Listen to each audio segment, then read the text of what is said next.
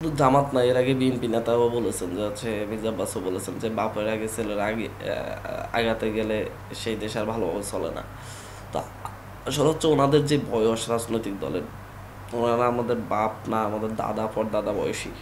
তারা রাজনীতিতে ওনাদের অনেক বয়স হয়ে গিয়েছে, এখন বয়োবৃদ্ধ অবস্থা, একা চলতে পারে না। এখন ওনাদেরকে খুঁটি হিসেবে আমরা ধরে চালাতে হবে আর কি। এটাই হচ্ছে, বয়সের ভারে নুজ্জ হয়ে গিয়েছেন, অনেক ধরনের কথা বলেন। হয়তো এই কথাগুলো কতটুকু যৌক্তিক সেটা হয়তো ওনারা চিন্তা করতে পারতেছেন না। তো অনেক পূর্ণ একটি রাজনৈতিক দল, দুইটি রাজনৈতিক দল আমি বলবো, তারা বয়সের ভারে নুজ্জ হয়ে গেছে, মানুষের আশা আকাঙ্ক্ষা এখনও বুঝতে পারতেছে না।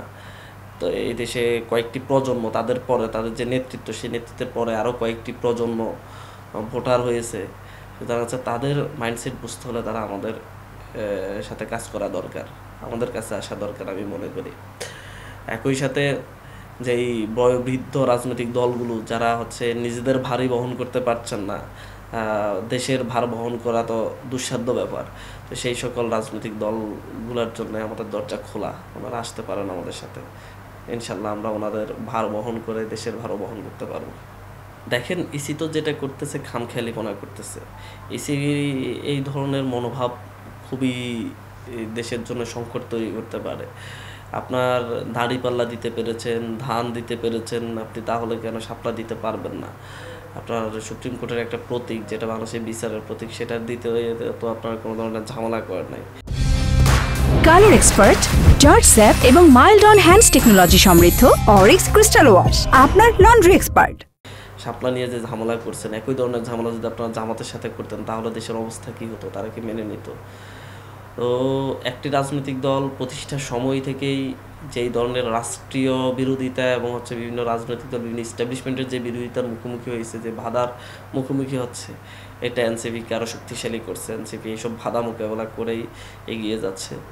তো আমরা বলছি যে হচ্ছে যদি আমাদেরকে শাপলা না দেয়, আমরা প্রথম থেকে একই কথা বলছি যে হচ্ছে কেন দেওয়া হবে না তার ব্যাখ্যা আমরা চাই, এবং যেই লিস্টটা করা হয়েছে সেটা কোন আইনের ভিত্তিতে, কীভাবে এই লিস্টটা করা হয়েছে। আপনি সেখানে এত আজে বাজে প্রতীক রাখতে পারেন, সে যে শাপলা আমরা রাখার অনুরোধ করার পরেও কেন এই তালিকায় আপনার শাপলাকে অন্তর্ভুক্ত করার নাই, মানে কোন আইনের ভিত্তিতে বাদ দেওয়া হয়েছে, কোন নীতির ভিত্তিতে বাদ দেওয়া হয়েছে, সেটা আমাদেরকে জানাতে হবে। যদি কোনো আইনি ব্যাখ্যা দেয় যে এই ব্যাখ্যায় এই আইনি কারণে আমরা এটা বাদ দিয়েছি, তাহলে সেটা গ্রহণযোগ্য হবে। কিন্তু খামখেয়ালি করে আমি দিব না আপনাদেরকে, এজন্য আমি এটা তালিকায় রাখি নাই, এই ধরনের অবস্থা হলো তো এটা মেনে নেওয়ার সুযোগ নেই।